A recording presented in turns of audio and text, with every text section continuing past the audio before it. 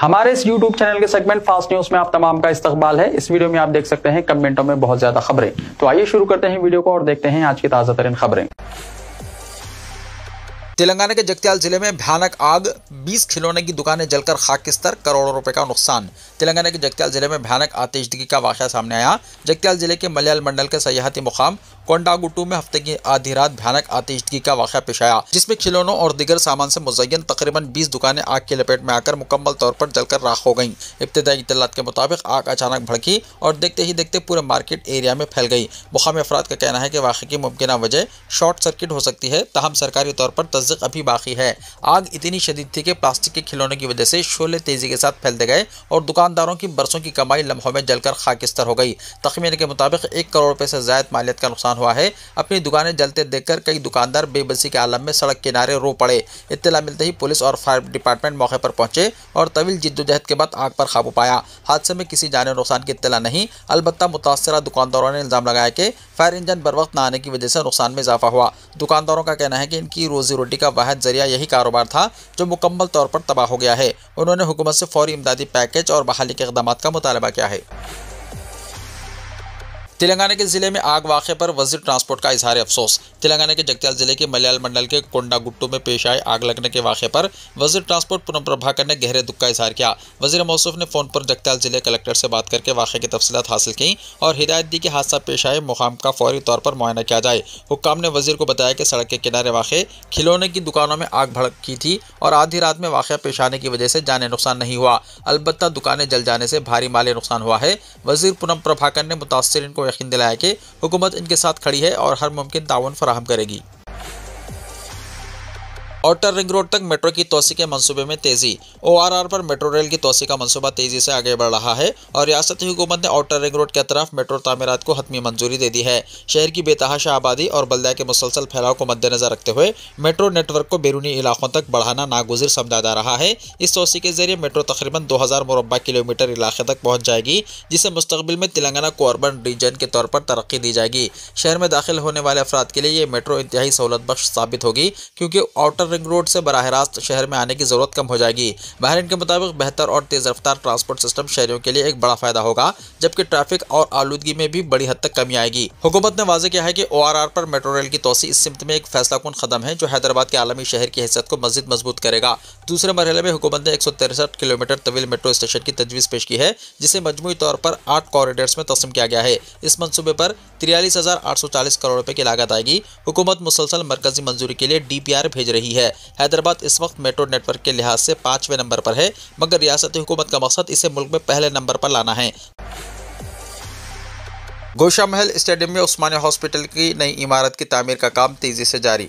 हैदराबाद में उस्मानिया हॉस्पिटल की नई इमारत की तामीर का काम तेजी से जारी है। पुरानी इमारत खस्ता हाली की शिकार हो गई है, जिसके पेश नज़र गोशा महल स्टेडियम में हुकूमत ने नई इमारत तामीर करने का फैसला किया है।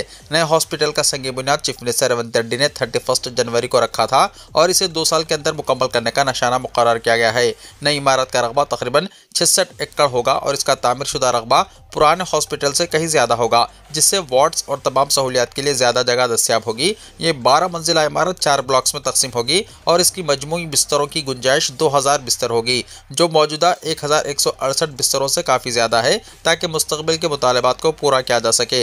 ग्राउंड फ्लोर पर 100 बिस्तरों पर मुश्तमिल इमरजेंसी मेडिसिन डिपार्टमेंट, 60 बिस्तरों का डायलिसिस यूनिट, तहकीकाती शोबे और रेडियोलॉजी की सहूलियात मौजूद होंगी। निचली मंजिलों में आउट पेशेंट डिपार्टमेंट, दरमियानी मंजिलों में वार्ड्स और ऑपरेशन थिएटर्स, थर्ड फ्लोर पर 29 बड़े और 12 छोटे operation theatres, robotic surgery unit और ट्रांसप्लांट थिएटर्स शामिल होंगे। ट्रैफिक कांस्टेबल पर पत्थर से हमला, नौजवान गिरफ्तार। हैदराबाद में एक अफसोसनाक वाकया उस वक्त सामने आया जब कुत्तापेट चौराहे पर ट्रैफिक की निगरानी में मसरूफ एक ट्रैफिक कांस्टेबल पर एक नौजवान ने पत्थर से हमला कर दिया। ये वाकया सरूर नगर पुलिस स्टेशन के हुदूद में पेश आया और कुछ वक्त बाद मंजर आम पर आया। इत्तलात के मुताबिक ट्रैफिक कांस्टेबल और नौजवान के दरमियान मामूली बातचीत झगड़े में बदल गई। मामला हाथापाई तक ना पहुंचा था कि नौजवान ने अचानक पत्थर उठाकर कांस्टेबल पर हमला कर दिया। हमले के फौरन बाद नौजवान वहां से भागने लगा, तहम मौके पर मौजूद शहरियों ने इसका पीछा करके इसे काबू में कर लिया लिया और पुलिस के हवाले कर दिया। पुलिस की इब्तिदाई पूछगछ में नौजवान ने दावा किया कि कांस्टेबल ने उसका मोबाइल फोन तोड़ दिया था, जिस पर गुस्से में आकर उसने हमला किया। पुलिस का कहना है कि इस इल्जाम की सच्चाई की जांच की जा रही है। हमले में ट्रैफिक कांस्टेबल को मामूली जख्म आए हैं। सरूर नगर पुलिस ने मामले का मुकदमा दर्ज करके तफसीली तहकीकात शुरू कर दी है। पुलिस चौराहे पर मौजूद सीसीटीवी फुटेज का बारीक बीनी से जायजा ले रही है ताकि वाक़े की असल तस्वीर सामने आ सके। पुलिस के मुताबिक मामले के तमाम पहलुओं का जायजा लिया जा रहा है, जिनमें नौजवान का इल्जाम और वाक़े से पहले की सूरत हाल शामिल है। तहकीकात मुकम्मल होने के बाद मज़ीद तफसीलात जारी की जाएंगी। कचरे की नक्काशी के ताल्लुक से GHMC की खुसूसी app. Greater Hyderabad municipal corporation की जानिब से कचरे की नक्काशी से मुताल्लिक़ खुसूसी ऐप तैयार की गई है, जिसमें इन मकानात को निशानजद किया जाएगा जो स्वच्छ ऑटोज़ को कचरा हवाले नहीं करते।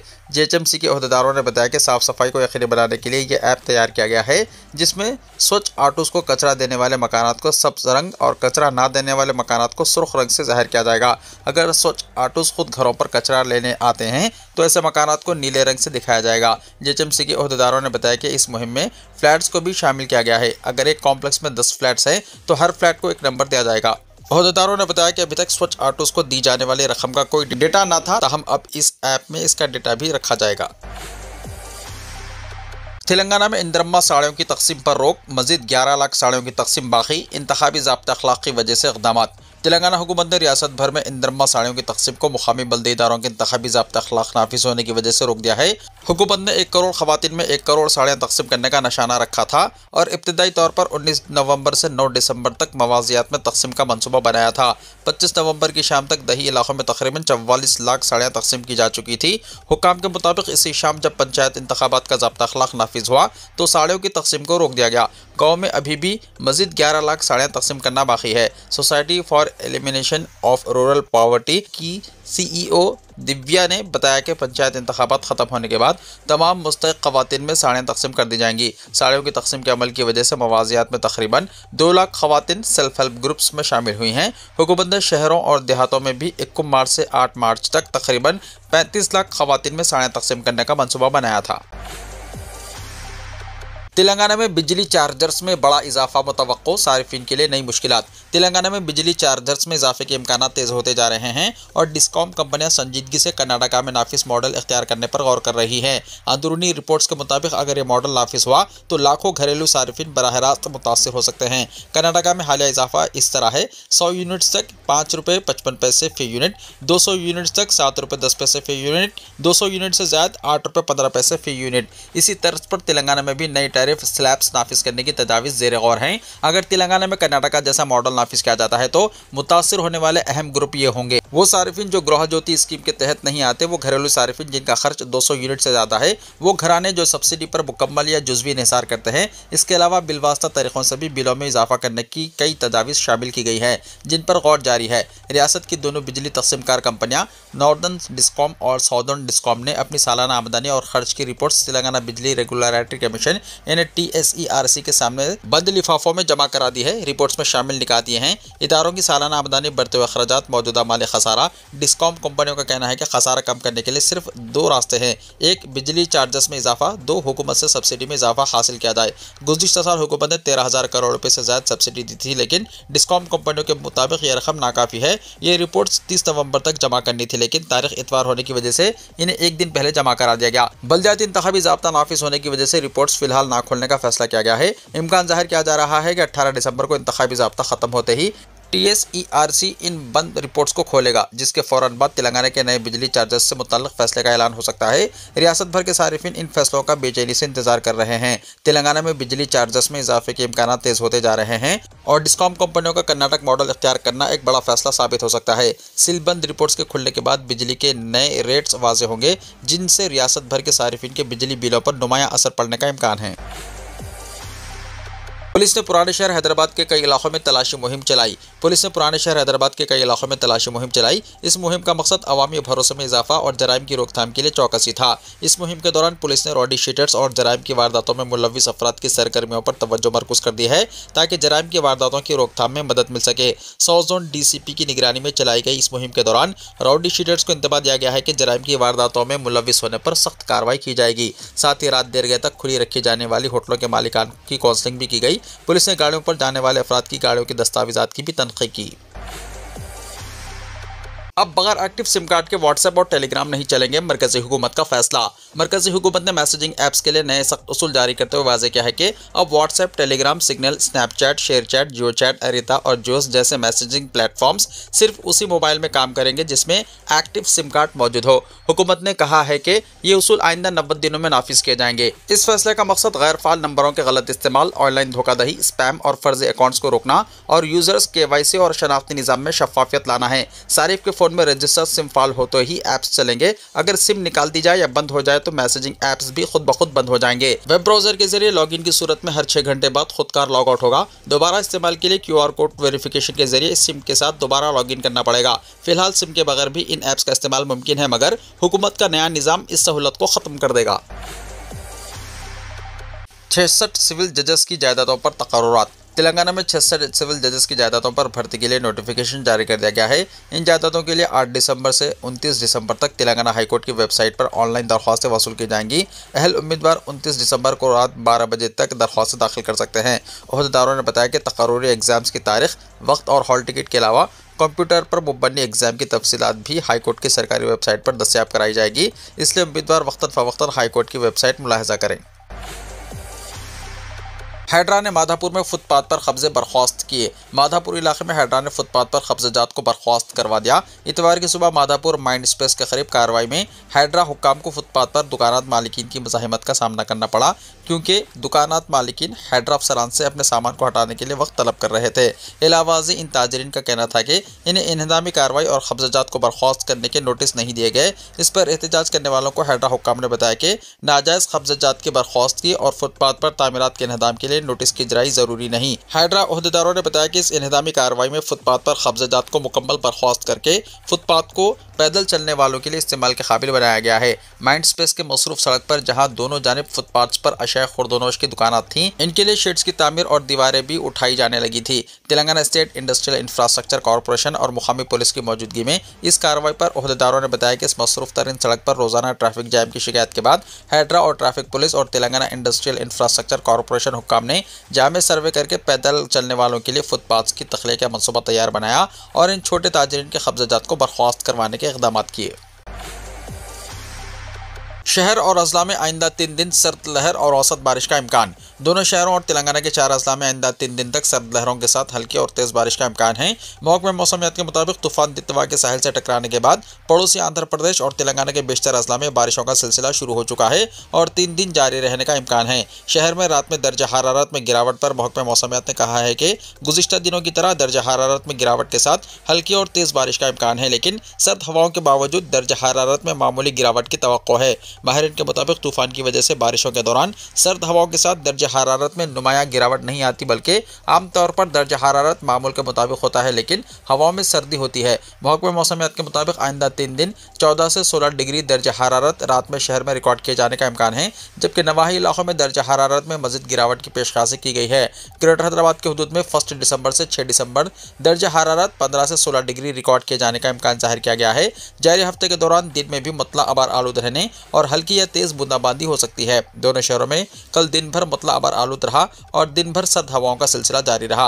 हैदराबाद और सिकंदराबाद में मौसम पर महकमा मौसमियात का कहना है कि खलीज बंगाल में तूफान के असरात ज़ायल होने तक इसी तरह का मौसम रहेगा, जबकि खम्मम, सूर्यापेट, नागर कर्नूल, नलगोंडा और बाज़ दीगर अजला में बारिशों की पेशकशी है और आइंदा 3 दिन तक मुसलसल बारिशों के इम्कान पर कहा जा रहा है कि तूफान दितवा के असरात से तेलंगाना और पड़ोसी तेलुगु रियासत आंध्र प्रदेश के बाज़ अजला में बारिशों का सिलसिला जारी रहेगा और उड़ीसा पर भी इस तूफान के असरात देखे जाएंगे। तमिलनाडु में सड़कों पर मौत का रक्स। बस हादसे में 12 अफराद हलाक, जख्मियों को निकालने के लिए तोड़नी पड़ी खिड़कियां। तमिलनाडु के जिले शिवगंगा में एक खौफनाक सड़क हादसे में 12 अफराद हलाक और 40 से ज्यादा जख्मी हो गए। बताया जा रहा है कि यह हादसा 2 बसों के आमने सामने टकराने के नतीजे में पेश आया। वाक़े की इत्तला मिलते ही पुलिस मौके पर पहुंची और रेस्क्यू और रिलीफ ऑपरेशन शुरू कर दिया। पुलिस के मुताबिक हादसे की असल वजह अभी तक वाज़ेह नहीं हो सकी। इतवार को जिले के कंगमगुड़ी के करीब 2 बसों में ज़बरदस्त टक्कर हुई। टक्कर इतनी शदीद थी कि सड़क पर चीखो पुकार मच गई। इस हादसे में मौके पर ही 12 अफराद जहां से हाथ धो बैठे, जबकि 40 से ज्यादा जख्मी हो गए। कई मुसाफिर बस के अंदर फंस गए थे, जिन्हें निकालने के लिए पुलिस और मुकामी लोगों को सख्त जिद्दोजहद करनी पड़ी। हादसा इतवार की शाम उस वक्त पेश आया जब दोनों बसें एक तंग सड़क पर मुखालिफ सिमतों से आ रही थी। अचानक दोनों में आमने सामने टक्कर हो गई और दोनों बसें बुरी तरह तबाह हो गईं। आसपास के लोग जोरदार आवाज सुनते ही मौके पर पहुंचे और जख्मियों को निकालने के लिए खिड़कियां और दरवाजे तोड़ने शुरू कर दिए। कुछ मुसाफिर बेहोश पड़े थे, कुछ दर्द से चीख रहे थे और माहौल इंतहाई दिल दहला देने वाला था। हादसे की वजह अभी तक वाज़ेह नहीं हो सकी। पुलिस के मुताबिक ये वाज़ेह नहीं हो सका कि हादसा ओवर स्पीडिंग, कम विजिबिलिटी या ड्राइवर की थकन की वजह से हुआ, लेकिन इब्तिदाई इशारे इन्हीं असबाब की तरफ जाते हैं। जख्मियों को फौरी तौर पर शिवगंगा और क्रायगोड़ी के अस्पतालों में दाखिल कराया गया, जहां कई अफराद की हालत तशवीशनाक है। कई मुसाफिरों को फ्रैक्चर, सर में चोट और संगीन चोटें आई हैं। इस हादसे ने एक बार फिर तमिलनाडु में बढ़ते सड़क हादसात के संगीन मसले को उजागर कर दिया है। गुज़िश्ता चंद महीने में तिरुची, सैलम और वल्लुपुरम जैसे अजला में हादसात के वाक़यात में मुसलसल इजाफा हुआ। चंद दिन पहले ही तोंकासी में 2 प्राइवेट बसों की टक्कर में 6 लोगों की मौत हो गई थी। इसी वजह से लोग सवाल उठा रहे हैं कि सड़कों पर होने वाली इतनी अमवात आखिर कब रुकेंगी। पार्लियामेंट के सरमाई इजलास के पेश नज़र कुल जमाती इजलास मुनक़िद, SIR पर हुकूमत अपोजिशन में सख्त टकराव के आसार। पार्लियामेंट का सरमाई इजलास आज पीर 1 दिसंबर से शुरू होगा, जो कि 19 दिसंबर तक जारी रहेगा। इजलास से एक दिन पहले यानी कि कल कई अहम मुलाकातें और मुशावरती सरगर्मियाँ जारी रहीं। इसी सिलसिले में मरकजी हुकूमत ने एक कुल जमाती इजलास तलब किया था, जिसमें हज़ब इक़्तिदार और हज़ब इख्तिलाफ के लीडरान ने तकरीबन 2 घंटे तक मुख्तलिफ उमूर पर तफसीली तबादला ख्याल किया। कुल जमाती इजलास के बाद मरकजी वज़ीर बराए पार्लिमानी उमूर किरण रिजिजू ने मीडिया से गुफ्तगू करते हुए कहा कि किसी भी जमात ने यह नहीं कहा है कि पार्लियामेंट नहीं चलेगी या कार्रवाई को रोकने की कोशिश की जाएगी। ताहम बाज़ अपोजिशन लीडरान ने इस इम्कान का जाहिर किया है कि वो SIR के मामले पर ऐवान में शदीद एहतजाज कर सकते हैं। रिजिजू ने कहा कि हुकूमत हर मसले पर बात सुनने और मुनासिब तरीक़ेकार के साथ बहस के लिए तैयार है। इनके मुताबिक पार्लियामेंट सबकी मिल्कियत है और यहाँ मुबाहिसों के लिए क़वाइद, ज़वाबित और रिवायत मौजूद हैं, जिनका एहतराम ज़रूरी है। National Herald case, Sonia Gandhi और राहुल गांधी के खिलाफ ताज़ा FIR दर्ज। नेशनल हेराल्ड केस में दिल्ली इन्फोर्समेंट डायरेक्टोरेट ने कांग्रेस के सीनियर कायदीन समेत दिगर अफराद के खिलाफ नई FIR दर्ज की है। हुक्काम के मुताबिक FIR इन्फोर्समेंट डायरेक्टोरेट की फराहम करदा मालूमात की बुनियाद पर दर्ज की गई है, जिसमें सोनिया गांधी, राहुल गांधी और दिगर 6 अफराद के खिलाफ साजिशी इल्जामात शामिल हैं। ED के मुताबिक कांग्रेस कायद सोनिया गांधी, राहुल गांधी, मोतीलाल वोरा, ऑस्कर फर्नांडिस, सुमन दुबे के साथ साथ यंग इंडिया इदारे ने भी साजिश और मनी लॉन्ड्रिंग में मुलविस बताए गए हैं। इल्जाम है कि उन्होंने जानबूझकर सिर्फ 50 लाख रुपए अदा किए और एसोसिएट जर्नलिस्ट लिमिटेड की 2000 करोड़ रुपए मालियत की प्रॉपर्टी पर कंट्रोल हासिल किया। मोतीलाल वोरा 2020 में और ऑस्कर फर्नांडिस 2021 में इंतकाल कर गए थे। चार्जशीट में मजीद बताया गया है कि कांग्रेस पार्टी ने नेशनल हेराल्ड अखबार शाया करने वाली एसोसिएट जर्नलिस्ट लिमिटेड यानी AGL को 90 करोड़ रुपए का कर्ज फराहम किया और इसकी जायदाद पर कब्जा हासिल किया। राहुल और सोनिया के जेर कंट्रोल यंग इंडिया ने सिर्फ 50 लाख रुपए अदा करके AGL पर कंट्रोल हासिल किया। ED ने यह भी इल्जाम लगाया कि पार्टी के सीनियर कायदीन ने इंतखाबात में टिकट देने, ओहदों पर तकर्रुर करने और कारोबारों को तहफ़्फ़ुज़ फराहम करने के वादे के एवज़ मुख्तलिफ अफराद से गैर कानूनी आमदनी हासिल की। वाहर इंसानियत, कमांडर गिरकर बेहोश, स्टेज पर बैठे बीजेपी कायदीन तमाशा देखते रहे और JP नड्डा अपनी तकरीर जारी रखी। गुजरात के वडोदरा में भारतीय जनता पार्टी के कौमी सदर JP नड्डा के खिताब के दौरान एक निहायत अफसोसनाक और गैर इंसानी मंजर देखने में आया। Z+ सिक्योरिटी पर मामूर एक कमांडो तवील वक्त तक खड़े रहने की वजह से अचानक गिरकर बेहोश हो गया। लेकिन हैरत अंगेज तौर पर स्टेज पर बैठे किसी लीडर ने न सिर्फ इसकी तरफ कदम बढ़ाया बल्कि JP नड्डा ने भी अपनी तकरीर ऐसे ही जारी रखी जैसे कुछ हुआ ही ना हो। ये वाक़या एटलदरा में सरदार एट 150 राष्ट्रीय एकता यात्रा के दौरान पेश आया, जहां हजारों अफराद मौजूद थे। ऐनी शाहिदीन के मुताबिक गर्मी और मुसलसल खड़े रहने की वजह से कमांडो की हालत बिगड़ गई और वो बेहोश होकर जमीन पर गिर पड़ा। चंद सिक्योरिटी एहलकार फौरन हरकत में आए और इसे उठाकर तिब्बी इमदाद के लिए ले गए, लेकिन इस दौरान ना JP नड्डा रुके ना ही स्टेज पर मौजूद रहनुमाओं में से किसी ने हमदर्दी का इजहार किया। गायब इंसानी हमदर्दी के इस मंजर को देखकर हाजरीन में हैरत और अफसोस की लहर दौड़ गई। एक तरफ सख्त गर्मी और जिस्मानी तकलीफ की वजह से गिर पड़ने वाला कमांडो जमीन पर बेहिस व हरकत था, तो दूसरी तरफ स्टेज पर मौजूद लीडरान ने मामूल की सरगर्मियों और तालियां बजाने का सिलसिला जारी रखा। सोशल मीडिया पर इस वाक़े की वीडियो गर्दिश कर रही है और कई सारिफिन इसे ताकत के नशे में डूबी हसासियत से महरूम क़यादत की मिसाल करार दे रहे हैं। अवामी राय में सवाल किया जा रहा है कि अगर अपनी हिफाजत करने वाले एहलकारों के साथ इस कदर बेरहमी दिखाई जाए तो आम शहरियों के साथ क्या तवक्को की जा सकती है। करप्शन केसों में फंसा नेतन्याहू, जेल से बचने के लिए सदर से माफी की फरियाद। बदउनवानी और लालच की संगीन दफात का सामना कर रहे इसराइल के वजीर आजम बेंजामिन नेतन्याहू ने सदर आइजक हेर्ज़ोग से बाज़ाब्ता तौर पर माफी यानी पैर्डोन की दरख्वास्त कर दी है। वजीर आजम ऑफिस ने तस्दीक की है कि नेतन्याहू ने अपनी अपील सदर के दफ्तर के कानूनी शोबे को जमा करवा दी है, जबकि सदर के दफ्तर ने इस इक़दाम को गैर मामूली और पेचीदगियों से भरपूर दरख्वास्त करार दिया। नेतन्याहू पर 3 मुख्तलिफ मुकदमात में फ्रॉड, इख्तियारात का नाजायज़ इस्तेमाल, एतमाद शिकनी और रिश्वत वसूल करने जैसे इल्ज़ामात आयद हैं और वो इसराइल की तारीख में वो वाहिद वज़ीर आज़म हैं जो करप्शन मुकदमात में अदालत में पेश हुए हैं। उन पर इल्ज़ाम है कि उन्होंने अपने अमीर सियासी हामियों को फ़ायदा पहुँचाने की एवज़ इन्हें सहूलतें फराहम की, ताहम अभी तक किसी भी मुकदमे में इन्हें मुजरिम करार नहीं दिया गया। नेतन्याहू शुरू से ही इन इल्ज़ामात की तरदीद करते चले आए हैं। माफ़ी की इस दरख्वास्त का फैसला ऐसे वक्त में सामने आया है जब चंद हफ्ते पहले अमेरिकी सदर डोनाल्ड ट्रंप ने इसराइली हुकूमत से नेतन्याहू के लिए नरम रवैया इख्तियार करने की अपील की थी। अपनी दरख्वास्त में नेतन्याहू ने मौक़िफ़ इख्तियार किया कि मेरे खिलाफ जारी अदालती कार्रवाई ने मुल्क को तकसीम कर दिया है। अगर मुझे माफ़ी दी गई तो कौमी इत्तेहाद की बहाली में मदद मिलेगी। मज़ीद ये कि हफ्ते में 3 मरतबा अदालत में हाजिर की शर्त मुल्क के इंतज़ामी उमूर चलाने में रुकावट बन रही है। आइंदा मरहले में नेतन्याहू की दरख्वास्त पहले वज़ारत क़ानून से राय के लिए भेजी जाएगी। इसके बाद मामला सदर दफ्तर के कानूनी मुशीरों के पास मुंतकिल होगा और फिर हत्म गौर के लिए सदर आइजक हेर्ज़ोग के सामने पेश होगा। वीडियो को लाइक शेयर कीजिए और हमारे इस YouTube चैनल को सब्सक्राइब करते हुए इसके बेल आइकॉन को भी प्रेस कर लीजिए ताकि ऐसी ही ताज़ा तरीन खबरों का नोटिफिकेशन सबसे पहले आपको मिलता रहे।